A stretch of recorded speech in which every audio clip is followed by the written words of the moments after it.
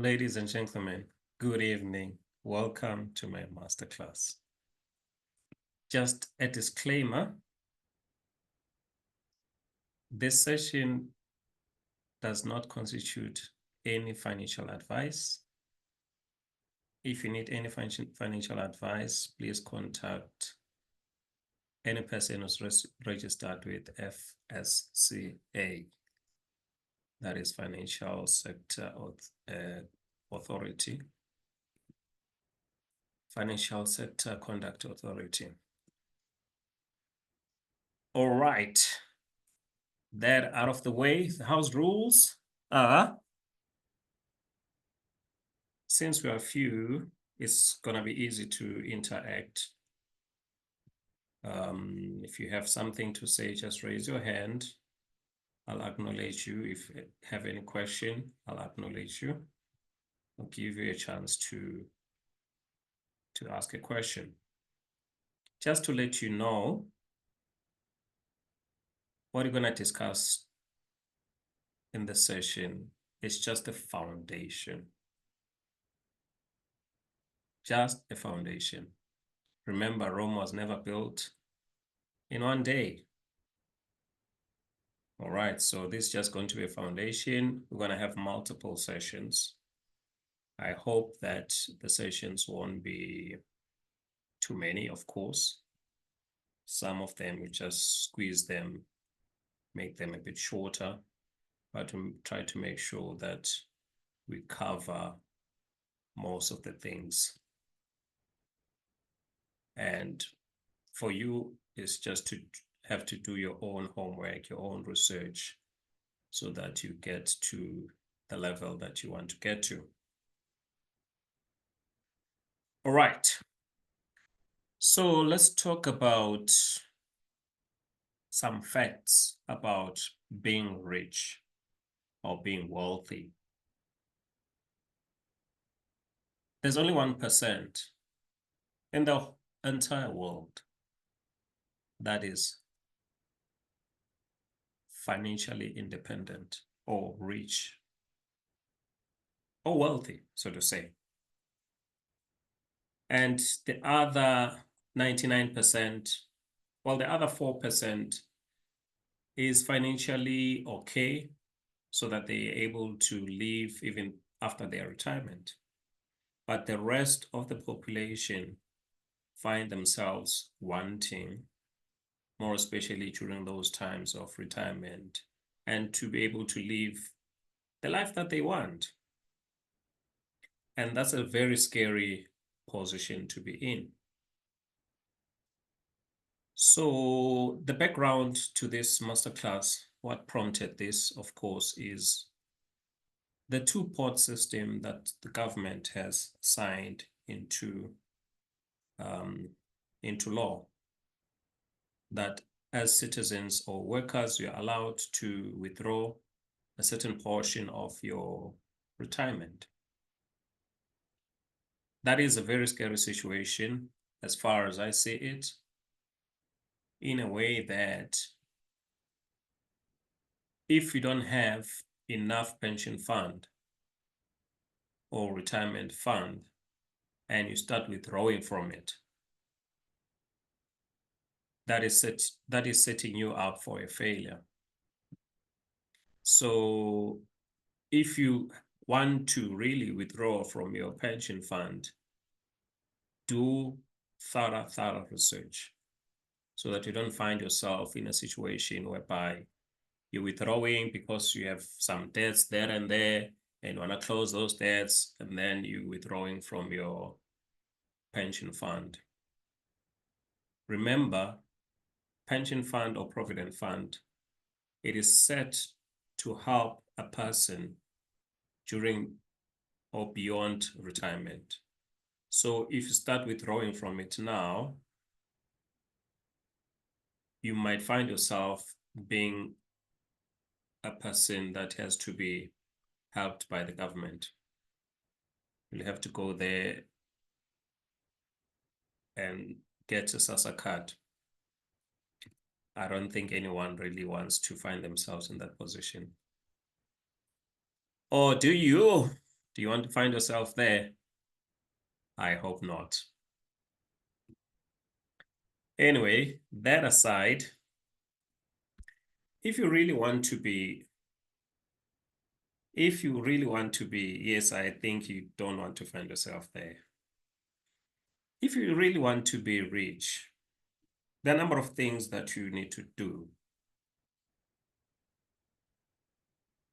You must study the rich people. If you study the rich people, find out why are they rich?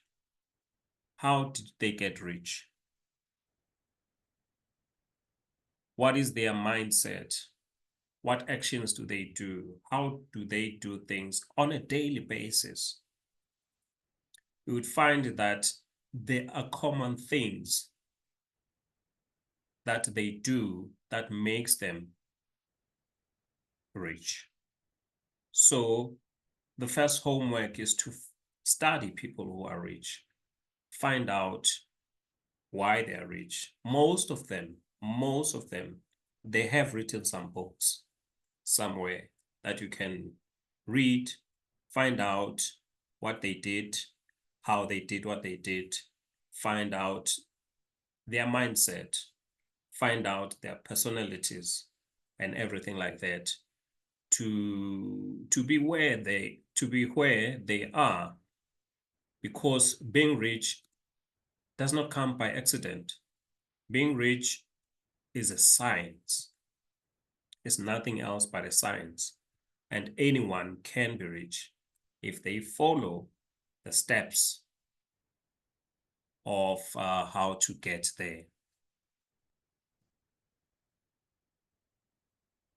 Okay, so now my first question that I'll ask you is, if a person asks you, who are you? What would be your answer? Who are you? Remember, I said we're going to talk here. I'm not going to be preaching. Who are you? Happy? What would you say?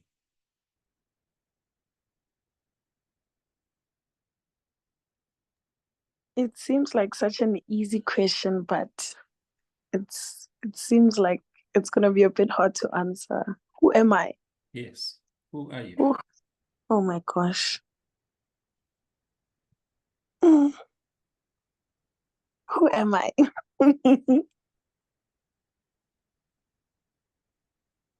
Is this from like a work perspective or generally in my life? If a person asks you, who are Who you? am I? What would you say?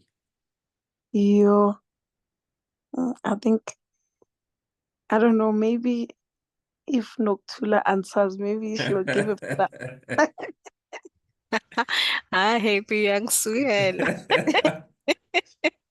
Truly, come. Ish, Mr. Masudu, icon. This one, they need me homework for next week.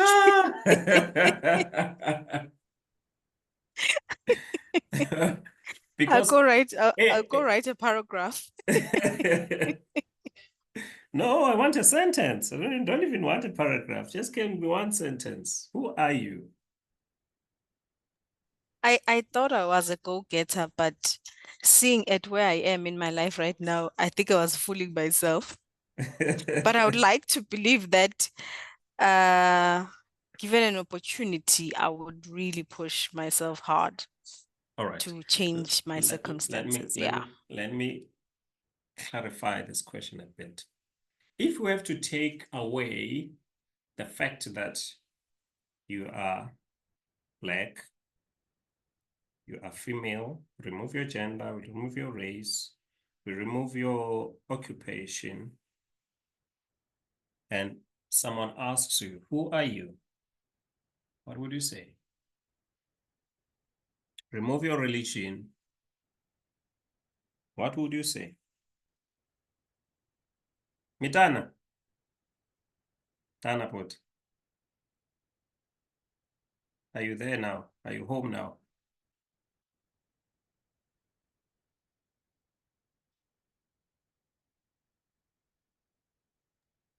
Hey, I was good evening, good evening. I was just stuck in traffic. I'm still driving.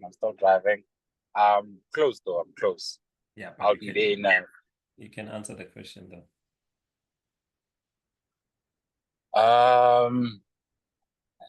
hey, isang dita le question. But I'll definitely when I get home, I'll have an answer for you. The thing is, this is the foundation of where we're going. We build from this by the understanding of who you are. If you don't have an understanding of who you are, you will not be able to get where you like to be.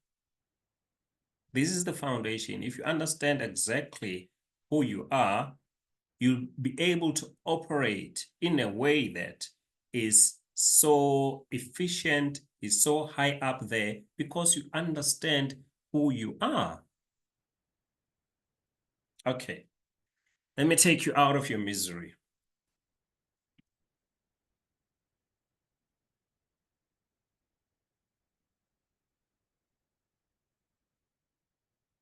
Firstly, the question that says, who are you, does not refer to your physical body. You are not the body. The body is just a physical manifestation of who you are. The body is just a physical entity of yourself. And the body itself is the lowest part of you, if you understand what I mean. Remember how the body is formed. The body is formed, the simplest or the basic thing that forms the body is the atom or atom.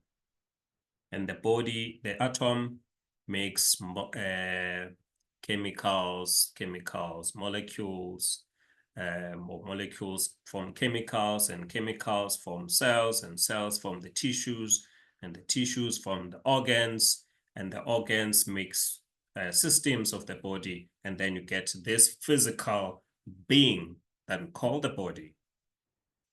And also, we are not a body having a spiritual experience. That's not who we are. But who we are is we are a spirit. That's the core of who we are. We are a spirit. Are we together so far? Are we together? Yes, we are together. Maybe if you had said we should respond biblically, I would have gotten this one. It's not even a biblical thing. That's why I didn't even want I to know. push it that way.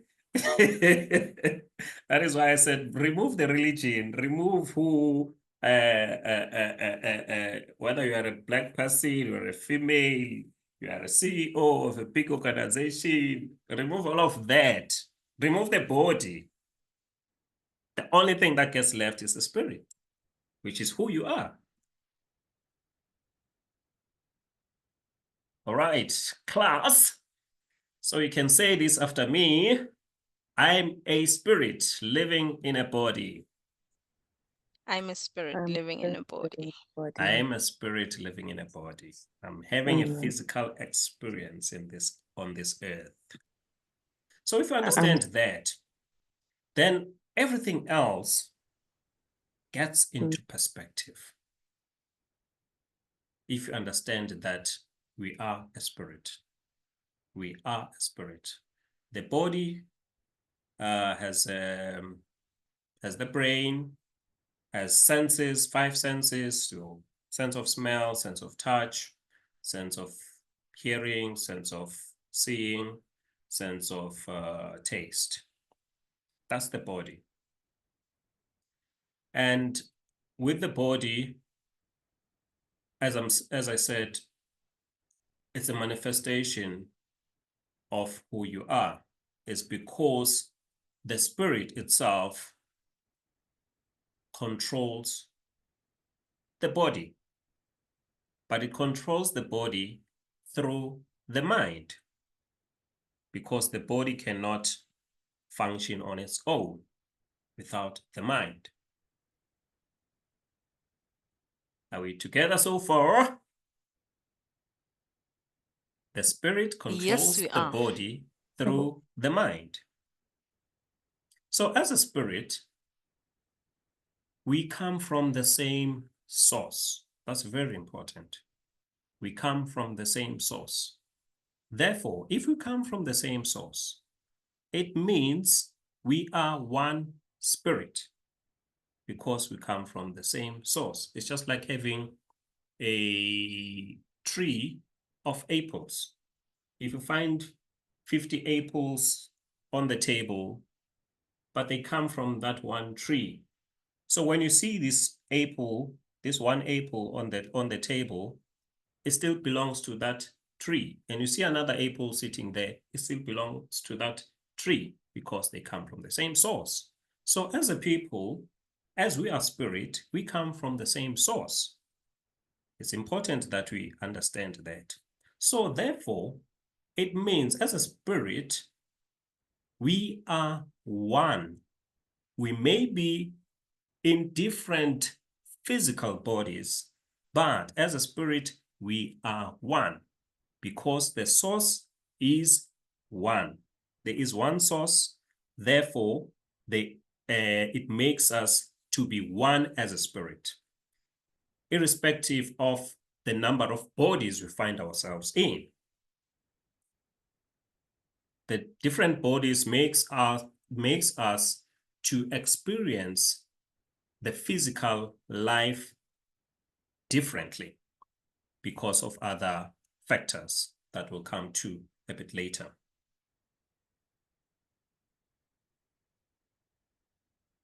So as I said, the body is controlled, or the spirit controls the body through the mind. Now the question is, what is the mind?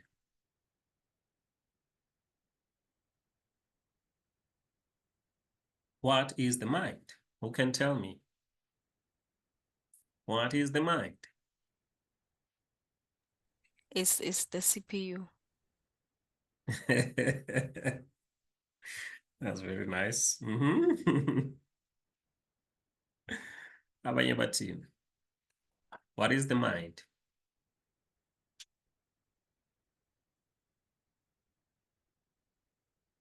Happy? Uyile eklasini namhlanje.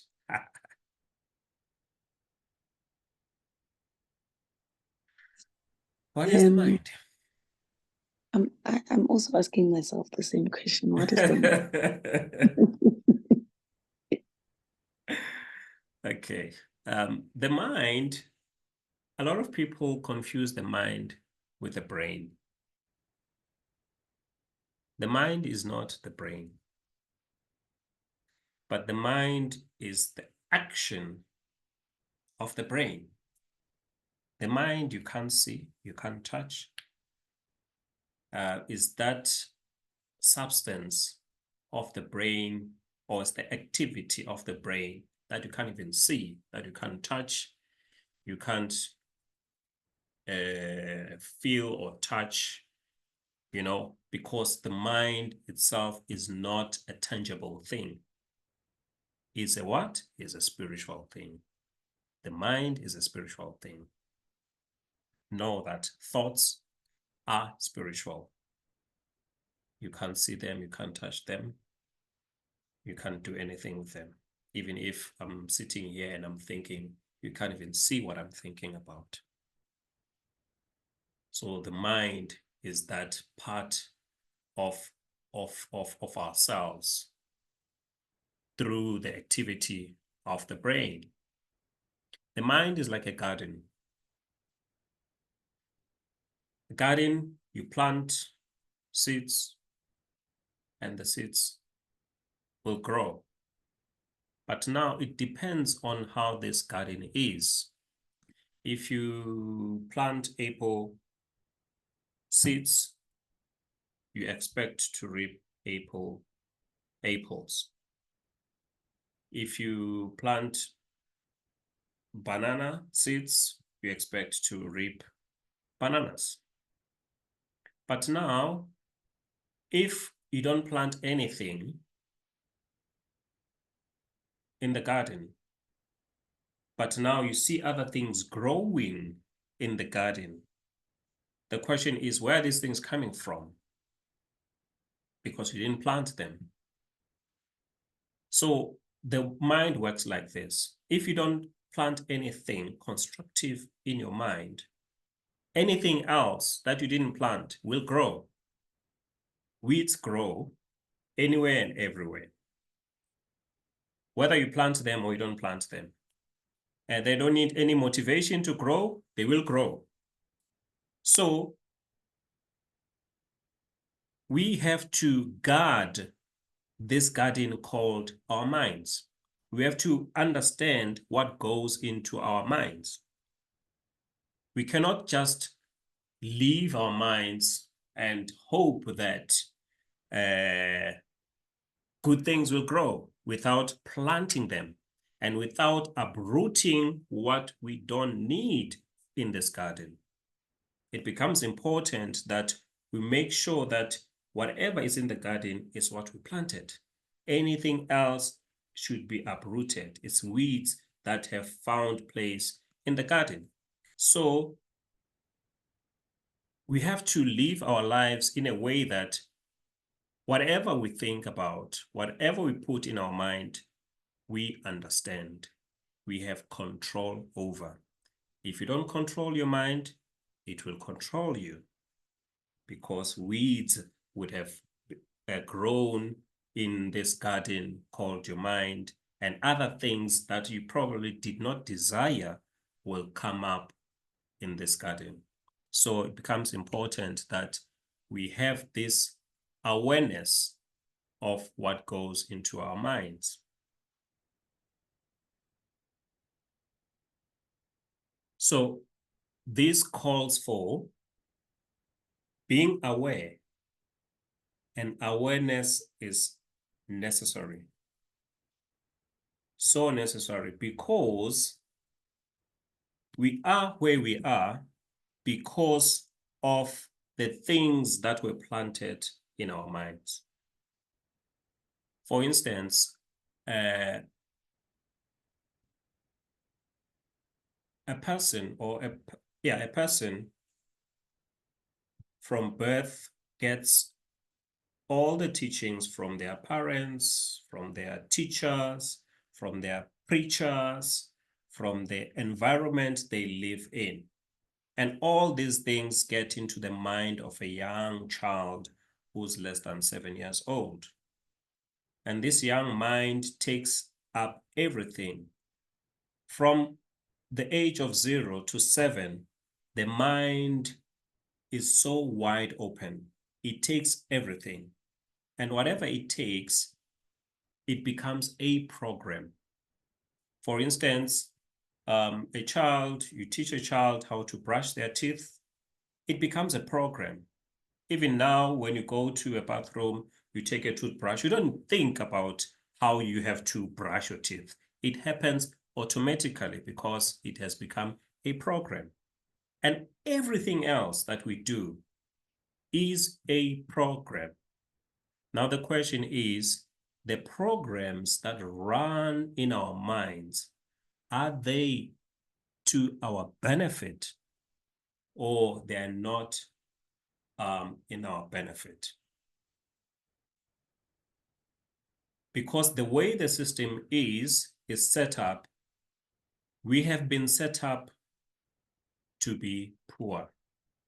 That is the honest truth, that we have been set up to be poor. That is how the system was designed, is for us to remain poor. But now we have to find ways of how to get out of that mindset, how to get out of that rat race, because now we have been programmed to be poor. And that's the unfortunate state of affairs. That's the honest truth, that we have been programmed to be poor. But as a people, if we really want to be out of this phase of poverty, we have to make certain decisions.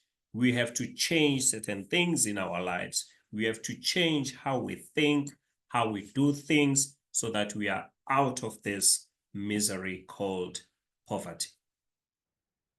Because misery likes company. So if you're miserable, it's going to bring another misery there, another misery there, another misery there. You miserable all the time. You angry all the time. You know, impatient, all of these things, because misery likes company. And to be in that state of affairs, it's set up for failure. We call those kind of stages energies. So it is said that you are not in the right energy. Your energy is very low. When your energy is very low, it attracts all these other bad things. The way you think, the way you do things, you know, you get to attract all these other things, which are not beneficial at all. So let's look at the mind. The mind is set or separated into two. There's what we call conscious mind or the subconscious mind. The conscious mind is the mind that we use to think on our everyday lives, to reason. We use the conscious mind. If I do this to you, you can think, what do you do? How do you react? But we have this mind called the subconscious mind. The subconscious mind itself takes 95% of what we do. Everything that we do is programmed in our minds and gets to the subconscious mind. So everything we do is a program, as I said, but it's the program that's sitting in the subconscious mind. The way we react, the way we walk, the way we do things. When someone says this to you, you snap, you become angry, you retaliate. That's because of the program that is sitting in the subconscious mind. Someone taught you, this is how you do things, this is how you react, and then it became a program. And the question is that who you are? The answer is no, that's not who you are. It's who you were programmed to be. But that's not who you are. And many a times we think that I am like this. I am impatient.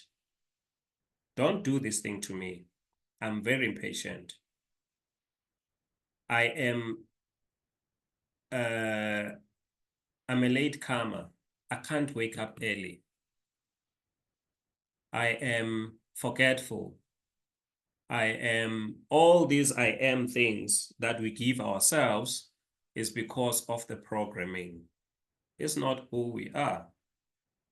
Because who we are perfect, we are loving, we are harmonious with the environment that we live in, we are forgiving. That's who we are. That's the core of who we are, because of the source from where we come. Because the source that we come from is pure, is perfect, is loving, is all of that. All of the other things are the programs that we have accumulated as time went, and we thought that is who we are. and it's not who we are.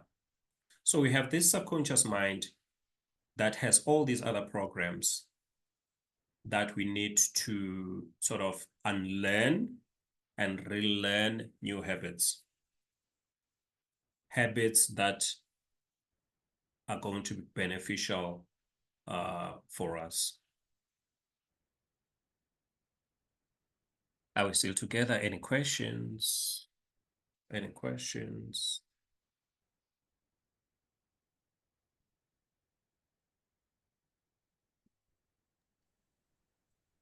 No question.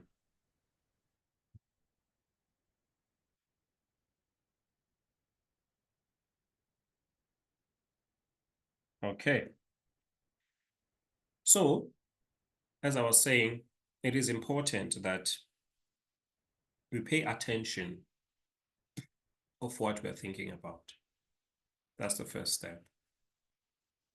Pay attention of what you're thinking about. Because other people would say, I can't control what I think about. Thoughts just come to my mind. The question is, how do you react to what comes to your mind? Do you pay attention? Do you entertain those thoughts that come to your mind?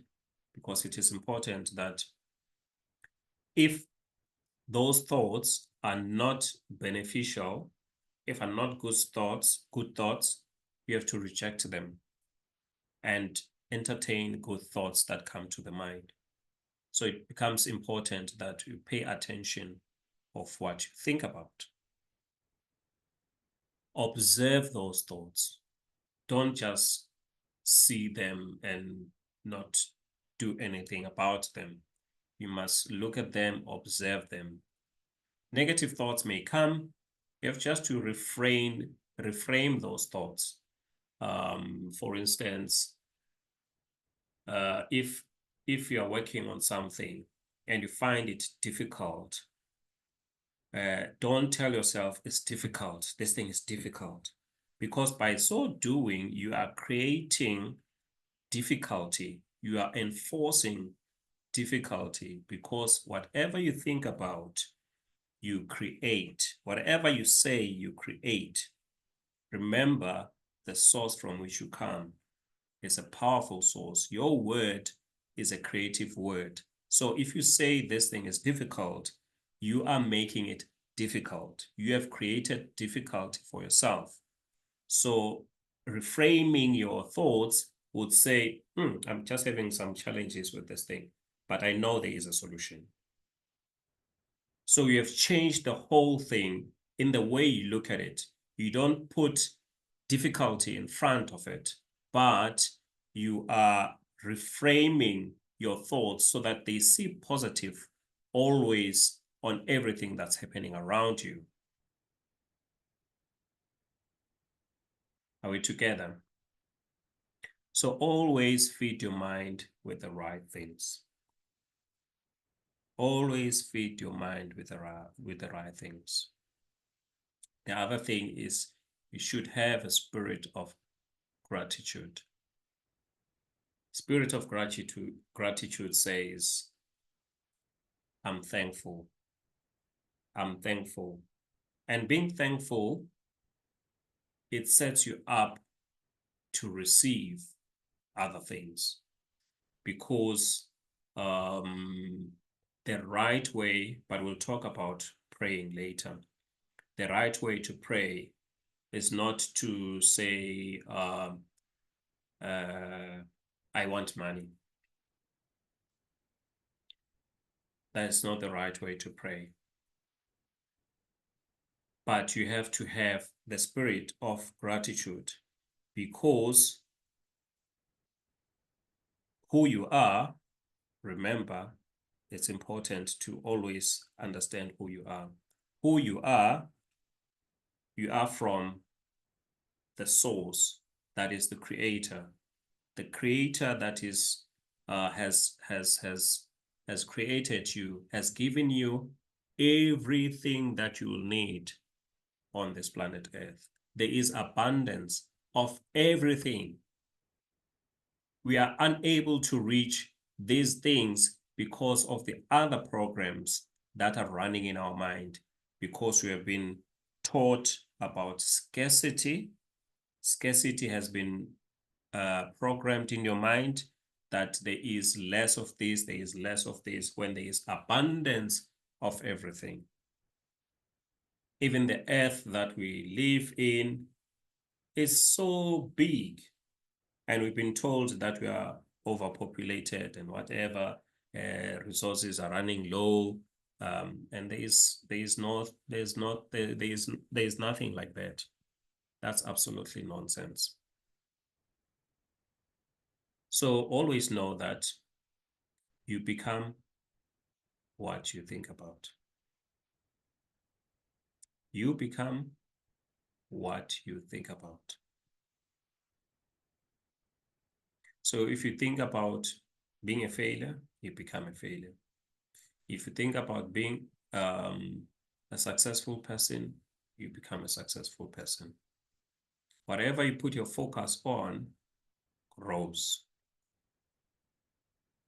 So it's important that we always focus on the right things. You always focus on the positive things, because whatever you focus on grows. If you focus on the negative things, they will grow. They will grow. There are laws that govern this earth. There are laws govern the spirit realm. And the laws that govern this earth, they don't have any favors. They don't favor anyone. The laws that runs the spirit, they have no favors. They don't favor anyone. For us is to be able to align ourselves with these laws so that they work in our favor, and not to be antagonistic with the laws of the universe, the laws of the earth, the laws of the spirit. If we do that, then everything becomes much, much, much simpler, because we are not going against the wind. We are going where the wind is going. Are we together? So faculties of the mind, I'll not go deep on these ones. I'll touch them briefly, and then we'll tackle them in our next session. Faculties of the mind is reasoning, memory, imagination, intuition, perception, and the will. Those are 6 faculties of the mind. These faculties are the ones that makes us different from animals. These are higher faculties of the mind, because anything else that we have, you'll find in a donkey or a dog or anything. But what separates us from all those other things are these higher faculties of the mind. We have imagination, we have memory, we have intuition, we have perception, we have the will, we have reasoning. So if we develop and use all these faculties, we'll find ourselves in a space that cannot be understood by other people, because we would have been elevated from this state of mediocrity. Would have elevated ourselves to a state where we're able to function in a state where everything comes just like this, because our mind has developed. Remember, I said the spirit controls the body through the mind. So if the mind is not developed, the body will just follow and go anywhere and everywhere. So the spirit has to be always present to control the body. If the spirit is absent, the mind just does as it pleases, as it wants, the way it has been programmed by other people. But if the spirit is forever present within us and it controls the body and the mind properly, then we're able to perform at our utmost best. All right. Any question? Any question?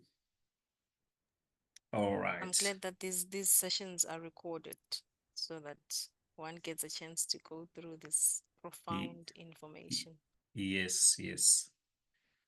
Yeah, it is important that you listen to this over and over and over again, because the way the mind works, if I say a statement, your mind is going to try to digest this thing and put it into perspective and try to do, but by that time I'm talking and I'm moving, you might not be able to hear other things. So it's important that you listen and listen and listen. After 2 weeks, you listen again, you said, but I didn't hear this thing. It's because your mind had wandered, because it's trying to make sense of what I'm trying to say.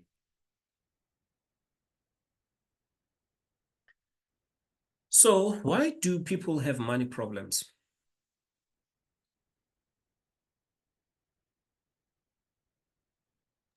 Because there's a shortage, they must just print more.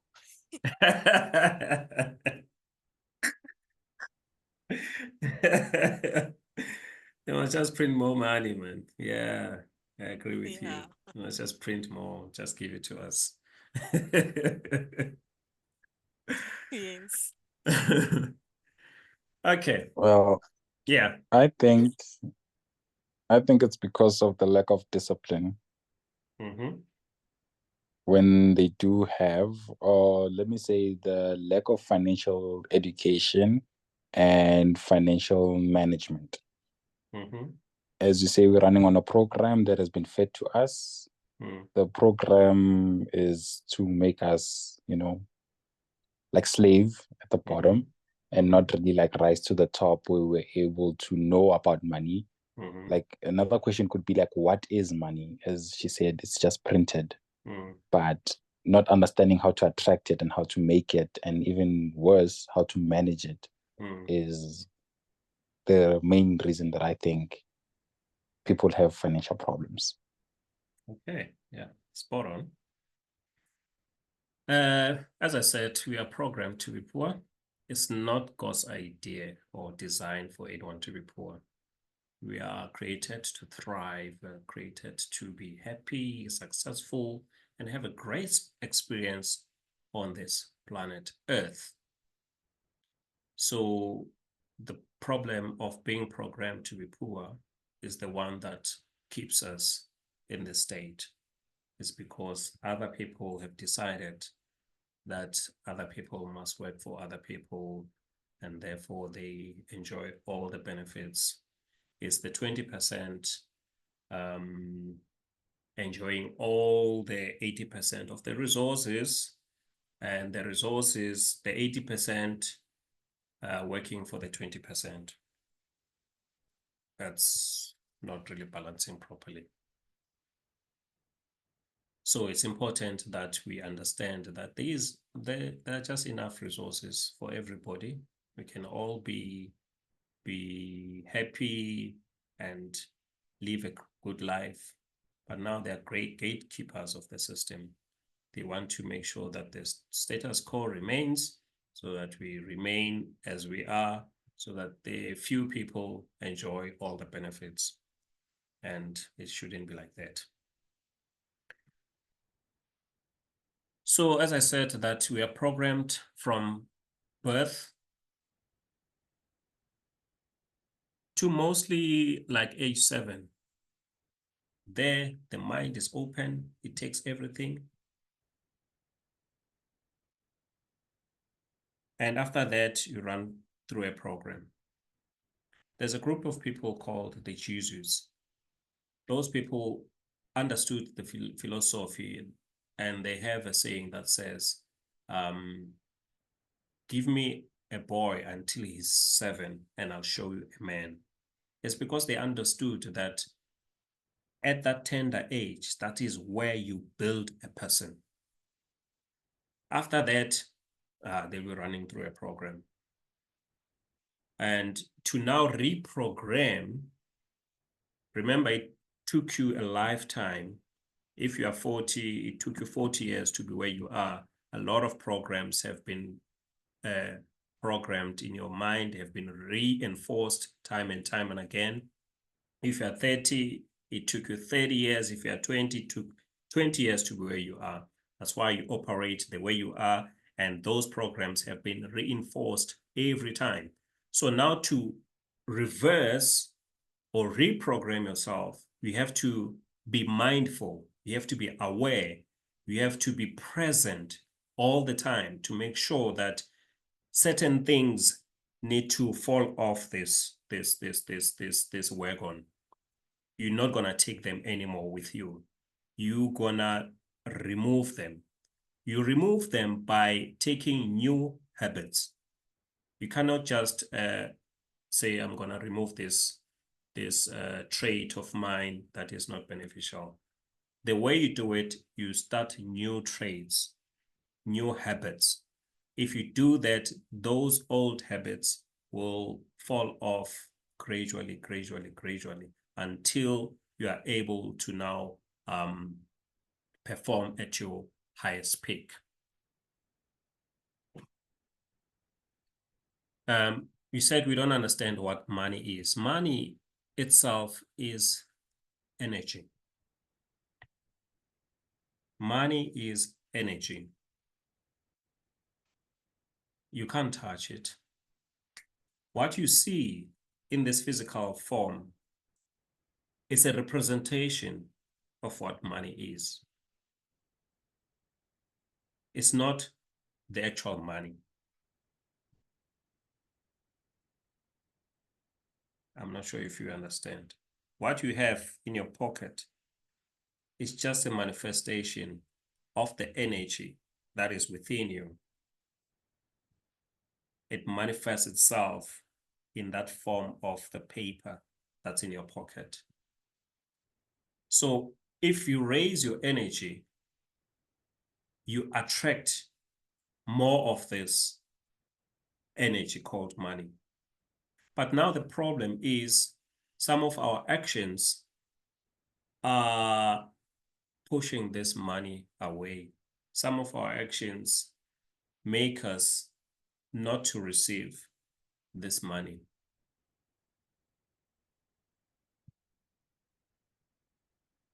Some people, you find a person is earning 20,000, for instance.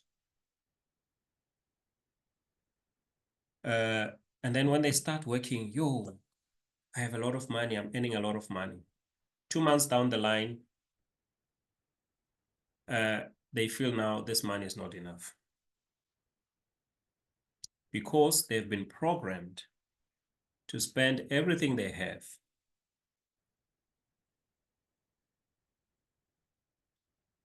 There's a 20,000 that you've worked for 30 days or 31 days, hard-earned money. By the second of the next month, it's all gone. They get a raise, 10% increase, 2,000 more. Hey, they're happy 1 month. The second month, nothing is left. Why? It's because they are programmed to finish everything they have. It has become their habit that whatever they have, they're gonna finish. So to unlearn and reprogram yourself in order for you to be able to keep, because the important thing, if you have money, some of the money that you earn is for you to keep. It's yours to keep. If you don't keep any, then you'll find yourself in trouble. You have to be able to keep it so that when you keep it, it has it creates children that will create other children, that will create other children, and the money grows, and your money grows, and your money grows, and your money grows. It's important that you understand that. So money is like, it's like a boy, man, trying to court a girl. A boy has to make himself attractive to a girl so that the girl, wants to go out with this boy. And if the boy is pushy, he looks like he's desperate, and no girl wants a boy who's desperate. It looks like he doesn't have confidence in himself and all of that. Money is like that. If you push and you want money, money will go away from you. Money does not work like that. Money you have to attract, money has to come to you. So you have to make yourself attractive to money. Are we together?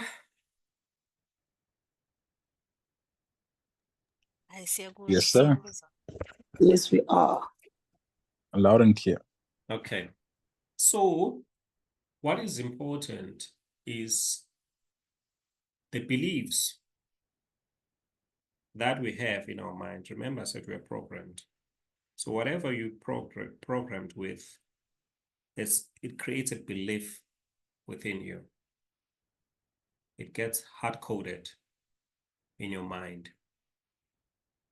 So there are some beliefs that we grew up hearing, or things that we grew up hearing that created certain beliefs within us that have made us where we are. Some of them, we say, money is hard to come by. Don't we say? Ish. Money is hard to come by.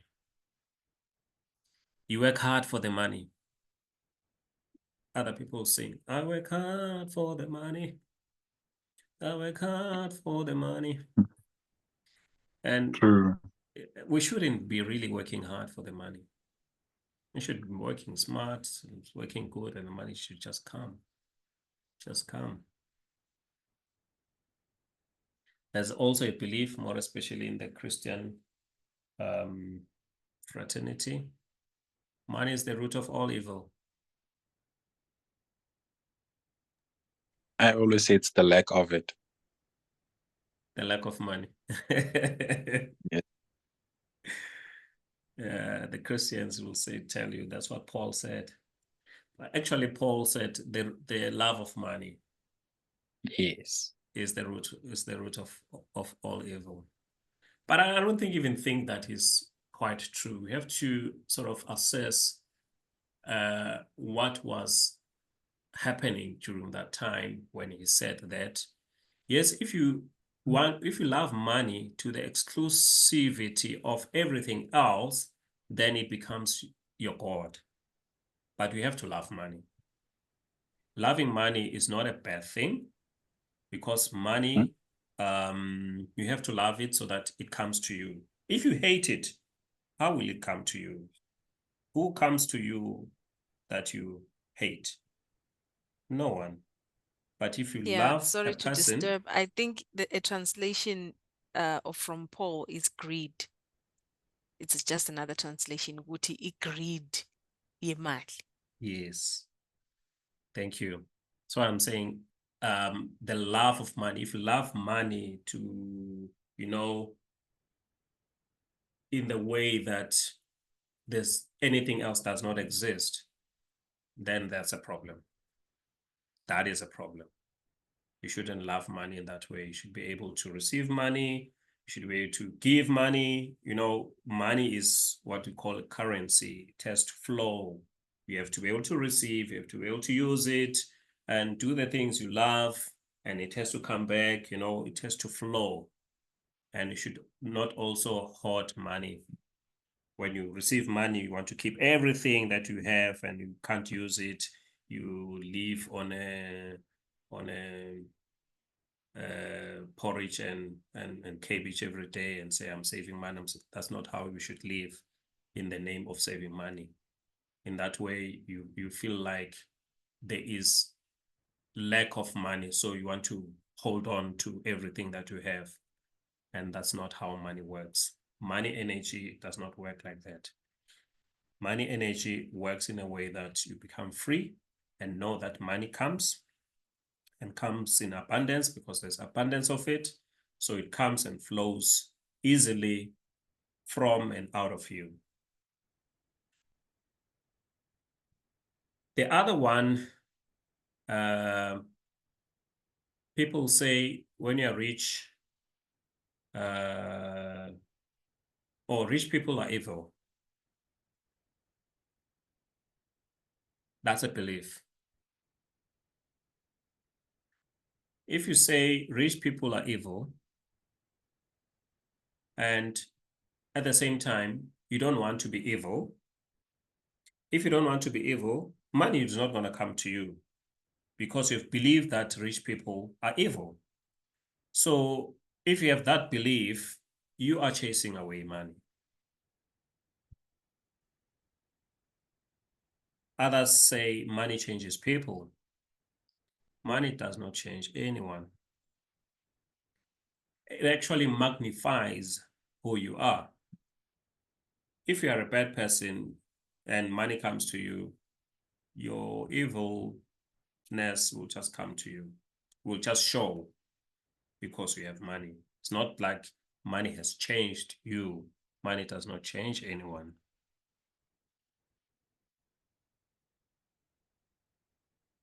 Money is not evil.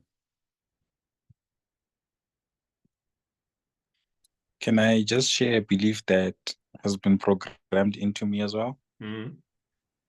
I believe as like you know how maybe how I am, okay, or how certain people are, like like person who like drinks alcohol every weekend, like week in, week out, like money just like they just always have money, And us with good ideas who maybe want to buy property and do good things with money, feel like it's hard for money to locate us.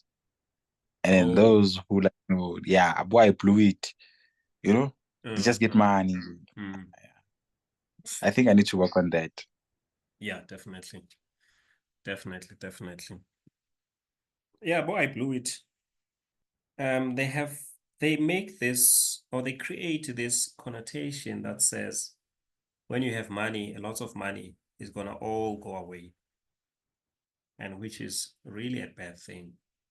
Because if you are in a right state of mind, you know who you are, you should not have that problem. Money is not something that I want to show off. I want to show this person and that person that I have lots of money. I can do this, I can do that. It should not be that. It's for a person to enjoy. If you want to take a trip to Europe, we just go to Europe and experience other people, how they live, have that good experience, not to be boasting about your trip to Europe. No, you should also have to be kind of very careful on how you present yourself, more especially amongst people who don't have.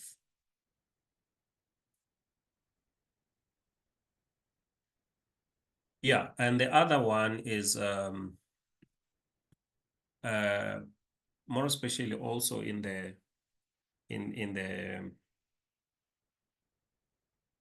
Christian belief. There's some other verses that people I think misquoting them. If you are rich, you're not gonna see the kingdom of heaven. Taking it from the lesson that Jesus was talking about, asking for that young boy to give all his money, and then he said, if a rich person can go through, what did he say? it will hard for a rich person to go through the eyes needle of eye of a needle than a rich man to go into heaven. So such beliefs, you have to be very, very careful on how they get interpreted in your mind, because they may cause this negativity around money. Say, I don't want to be rich, otherwise I won't go to heaven. You see, that becomes kind of a blockage for money to come to you, because you don't want to be rich, because if you are rich, now you're not gonna see the kingdom of heaven. And that belief on its own is kind of disabling. When God, on the other hand, has created us to enjoy everything that we have and enjoy all the things that He has created are for us to enjoy and be able to live a good life. Because if you don't have money, you are not going to be able to have a car that you drive or a home that you live in. You know, you're gonna be like kind of become jealous. That creates people to be jealous, to hate other people. That on its own, as we were saying, the lack of money can be the root of evil. But if you have money, then we don't have an issue with other people having money as well. That is why you have to go out and get money. And let's attract all the money that we need. Yes, it is a wrong belief. Okay, I think looking at the time now, the things that I just want to leave you with. Let me share my slide.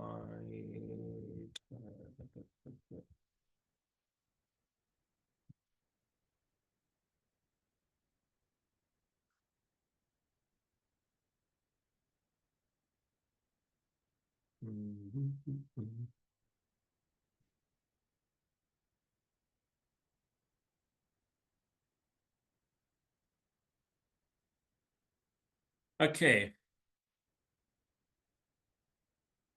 What is important is you have to know why you want money. You can't just say, I want money, I want lots of money, because there is nothing like that. To a 20-year-old, maybe 10,000 might be a lot of money. I mean, to a 10-year-old, might be a lot of money. A 20-year-old, when he has 50,000, might be a lot of money. Maybe a 40-year-old, when he has 100,000 in his bank account, might be a lot of money. So you have to have a goal that is set in a way that you know exactly what you want. That's become important. And with the kind of things that you'll have to be doing in trying to reprogram yourself, when the going gets tough, you must remember the why. Why do you want a lot of money, and how much is a lot of money? So your homework will be now, go back to setting goals for yourself. I want this, I want a 2 million rand house or 5 million rand house. I want to stay in this kind of a suburb. I want to have this kind of a car. I want to be able to travel, international travel 3 times a year, local travel 5 times a year. I want to put all those things as your goals that you want to achieve. It becomes important so that you are able to go back every day and look at them. This is what I want. This is what I want. And there's something that's gonna shift slowly in your brain, slowly in your brain. So when you do these things, when it all seems like worthless, you remember your why. When you get tired, you remember your why. And your why must be big. Don't shoot here at the bottom. It must be big. If you dream of 100 million, so be it.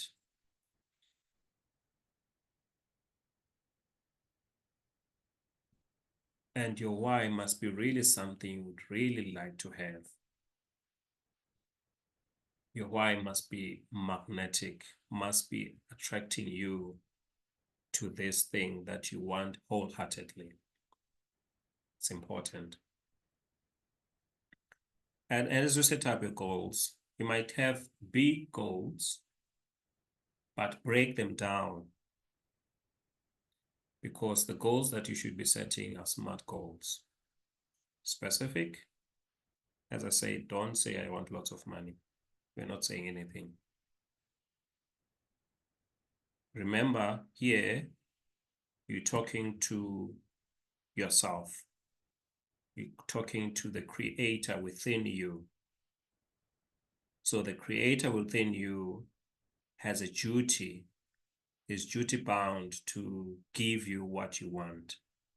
But if you're not specific, you get anything and everything and will settle for anything.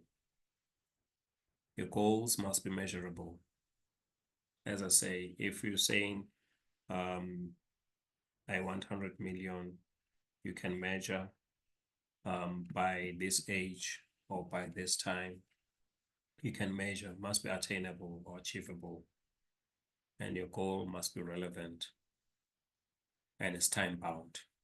So you can't say, I want 100 million by, you don't put a time.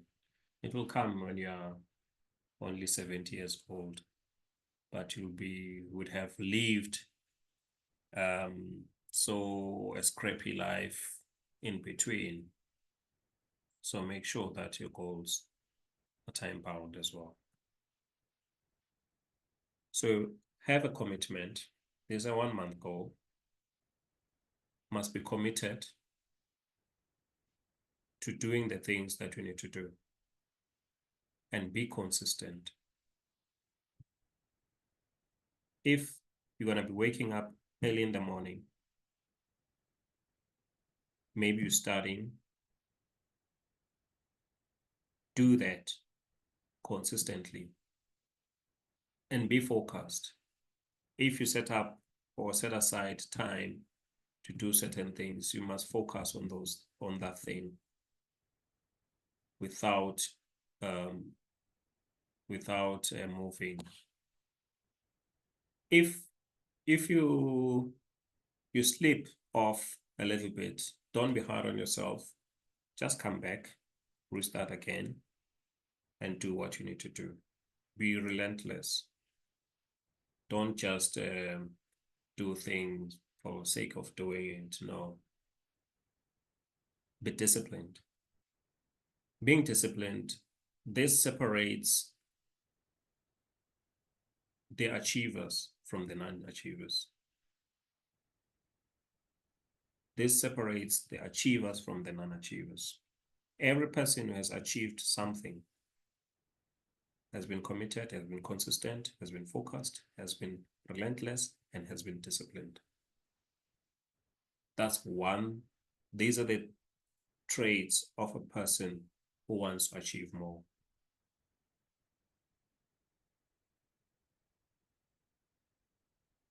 Being disciplined is doing probably what you sometimes hate to do, but do it anyway. You feel tired, you don't want to do it, but do it anyway. It's because what you're doing, you are giving yourself a command that you are able to follow. Remember, the universe is listening, the creator is listening. Are you able to give yourself a command and be able to follow it?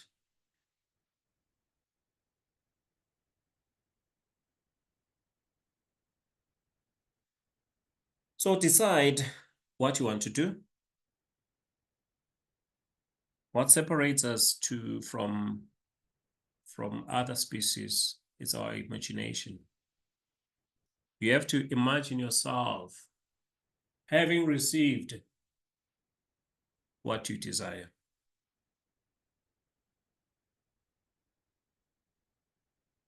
You have to imagine yourself having received what you desire. This is a Bible principle. If you read Mark 11:24,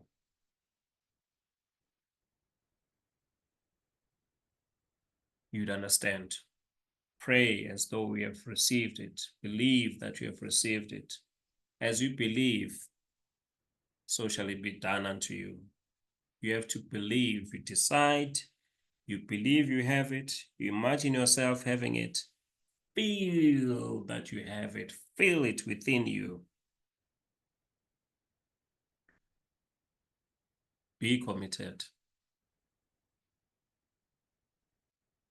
Save 10% of everything. Save 10% of your time to be able to do the things that you want to do. Save 10% of your money. You might be thinking, the money that I earn, there's nothing left. I'll beg to differ. Maybe there's something that gets left. If really nothing, the other means those who are rich have multiple sources of income. There's one thing I'll tell you, you'll never be rich working for someone else. That has never happened. Except maybe for your high executive of big corporates. But otherwise, mere employee, nah. Multiple sources of income are necessary in order for you to elevate yourself to be on a different level. The other thing is to act. Act.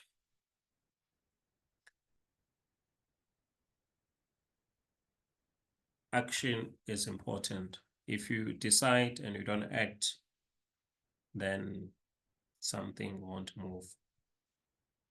You have to decide and you have to act.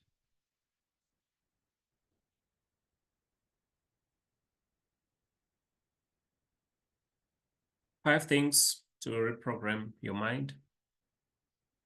As I've said, pay attention to what you're thinking about. Observe your thoughts. Reframe all those negative thoughts. Feed your mind with the right things. I can tell you something.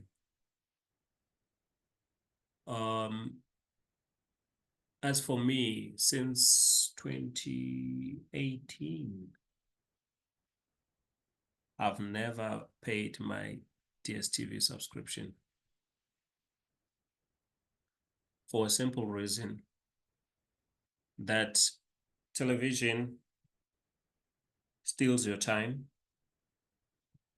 You get to watch what they have programmed in those channels for you to watch. 95% of those things are not beneficial. They give you all the negative news and everything. That's not beneficial. So it creates this kind of uncertainty in your mind in terms of how the world is, how you view the world. You have this uncertainty. You don't know where you're going because television on its own has a lot of propaganda. Is to keep you where you are. A lot of things are not even truthful. So I stopped watching television from a long time ago. And that has changed me drastically to be who I am today. And I'm so glad I made that decision to stop watching TV. So the only time I would probably pay my DSTV subscription, maybe 1 month during a World Cup, and that's it. Even Olympics, I like athletics. I didn't even renew my subscription. I wanted to, but I said, hey, I've got lots of other things to do. I didn't even do that. So feed your mind with the right things. I watch podcasts, I watch YouTube videos that I think they're beneficial. I'm learning from them, not anything and everything. Yes, it is okay to unwind, watch those silly things, but they shouldn't be, you know, it shouldn't be taking a lot of your time, a lot of your mind on what you put in your mind. So be careful on what you put in, just to make sure it's they're beneficial. So yeah, there are books. I don't know how many of you have read any of these books or have read any books around money. If you have not, you probably have to start. It's important. If you want to be rich, think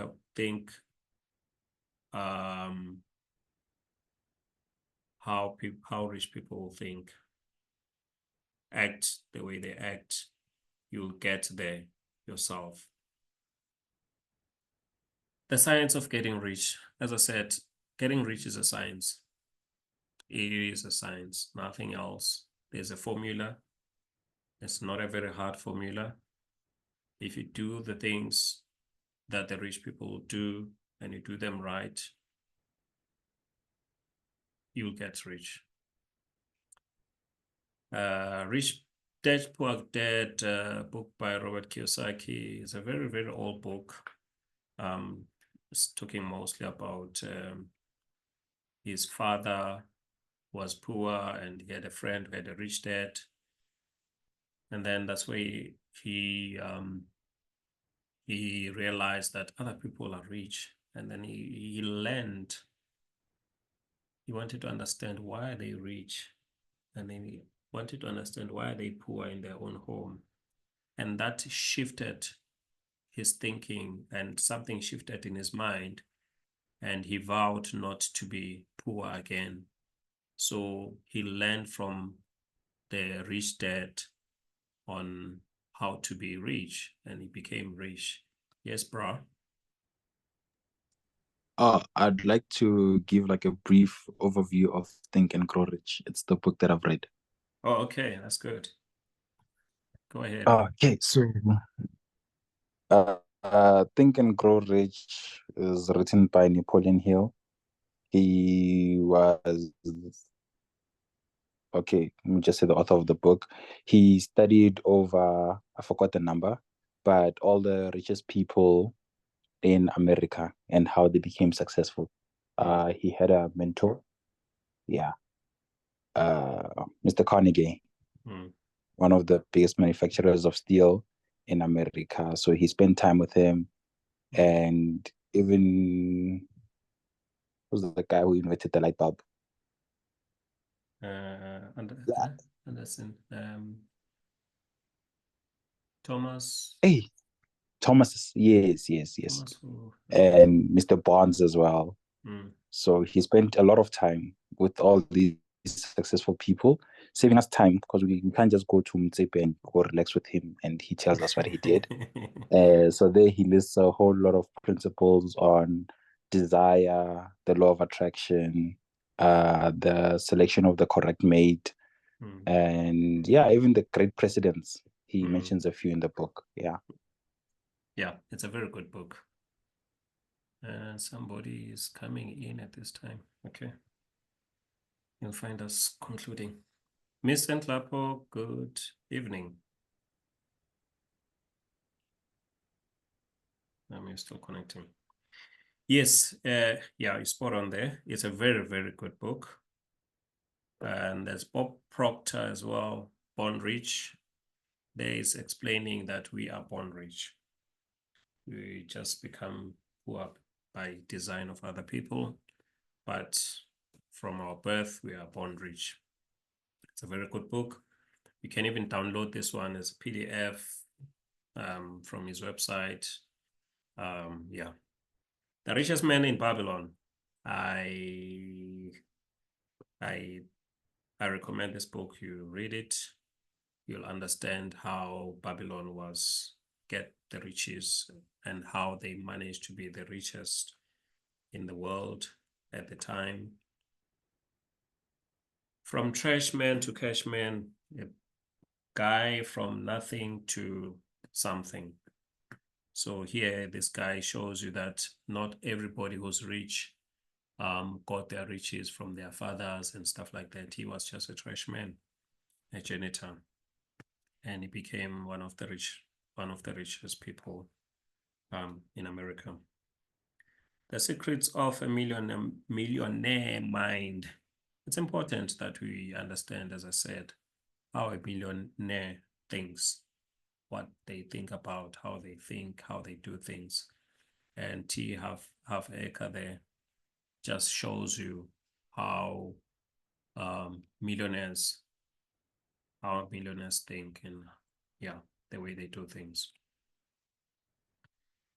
And that's that from my slide. I will share with you some other time. I will create a group chat, so where I will sort of post other things and post. I've not really decided on the next session that we're gonna sit on, and yeah, I'll post it there. I assume that I can send you the invite to that meeting on that group. To that group. Any question? Mr. Nklapo, good evening. You came when we were just concluding our meeting.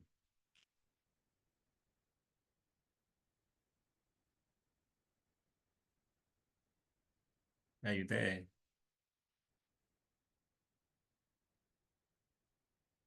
Maybe he's having challenges, can't unmute himself. Any questions? Any questions, guys? Comments, questions, comments?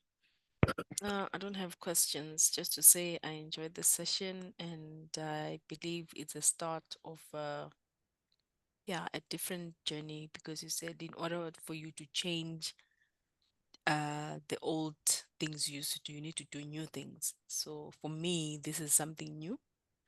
And I believe it's going to make a positive change in my life. Right, thank you. Hi, Mr. Masoko, can you hear me? Yeah, I can hear you now. It took me a lot of effort to get to be able to speak here, but otherwise I'm sorted now. I'm sorted. Sorry for joining late, man. I got stuck somewhere after work. Oh, okay. Yeah. Okay, you came in right when we were just concluding. No problem. I'm early for next meeting. Yeah, early for the next one. Thank you. All right. Thank you. Ms. Ngoben. That was a lovely session. And now I'm worried about my daughter because she's 5.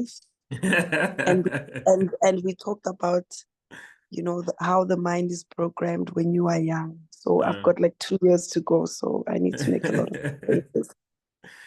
Yeah, you can still do it. Don't worry. Don't worry too much. Yeah. But it was a lovely session. Thank you. All right. Mitana, last one. Beautiful session. I'm glad I'm back, because you once mentored me back in high school, first year. I have to say, I don't know why I stopped, but all of those lessons really changed my life. I am the young man I am today because of those lessons. And yeah, I enjoyed the session. Definitely need to go quickly buy my journal and get back to journaling and re-download my tapes that I used to listen to reprogram my subconscious mind so I'd sleep with the tape. Being in the session like made me remember all of those exercises and activities that we used to do. So I'm glad to be back on board, and I look forward to making more money and being successful in life. Thank you. That's good, man. That's good. Yeah, you raise a very good point there with journaling. I was going to touch probably on it next week. You see, these are my journals. So the screen is, these are my journals here. I journal. I write things that are important.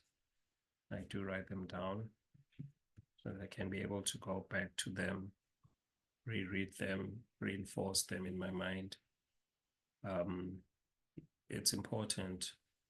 I think maybe as an exercise, when you leave till we meet again, write 3 things that you are grateful for every day, maybe for a week or 2 weeks. Write 3 things that we're grateful for. You'll see how that is going to change the way you look at things. Just write 3 things that you're grateful for. You're grateful for food that you eat, grateful for the work that you work at, grateful for the weather, anything. Just write 3 things every day that you're grateful for. And then on other things, yeah, we'll put them on the group chat, small things there and there. I'll throw them in, and then we'll meet next time. And I hope you enjoy this journey. Walk on this journey together. Am I where I want to be? Not yet, but it's a great journey that I've enjoyed so far. I've traveled, and I'm looking back and say, yeah, you know, if I did not start those many years ago, I probably would not be where I am today. And so far, I'm very, very happy with the progress.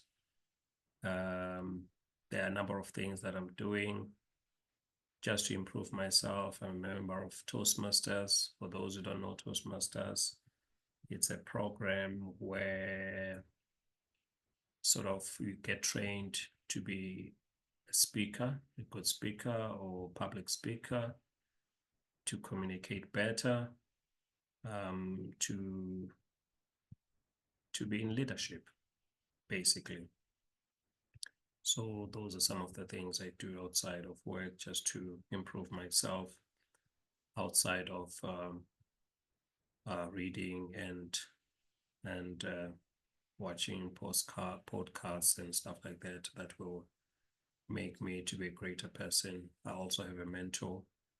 It's important that, you know, you get a mentor, a person who will make you see that blind spot, because sometimes it's easy not to see certain things that we do, but a person will guide you and show you, said, hey, did you look at this thing? Said, yeah, I didn't notice that. It becomes important to be able to have a person that you can reflect to certain things and say, what do you think about this? You know, it sort of opens up your mind. It's not like you have to take everything anyone tells you or your mentor tells you, but at least you get another perspective of what you are thinking about. You can obviously choose to take it or not take it. It's always a choice. But at least if you have someone that you can bounce certain ideas with, it becomes better. So with that said, ladies and gentlemen, I'm so happy and very delighted. At least you've joined this session, whilst it's still free. Yeah, these sessions don't come very cheap. For those who know certain seminars from other people, they come at a very high cost, more especially when they know that they have a lot to offer. As I said, this session was not going to be a conventional money talk session that, hey, look at these stocks, look at those things there, do that, but it's just to make sure that we build a foundation, so that whatever we do in the future, whether we go on property, buy stocks, you buy shares, you do this, you invest there, you have investments, they are set at the right foundation. You know how to raise your energy properly. You know how to place yourself properly in respect to money itself, in respect to how the energy of money works and how the energy of other people works, because you can also feed from other people's energy, but you have to make sure that you feed from the energy of the right people, because you can always get energy from anyone and everyone. So it becomes important that you feed off from the right energy from right people. So understanding all those things becomes very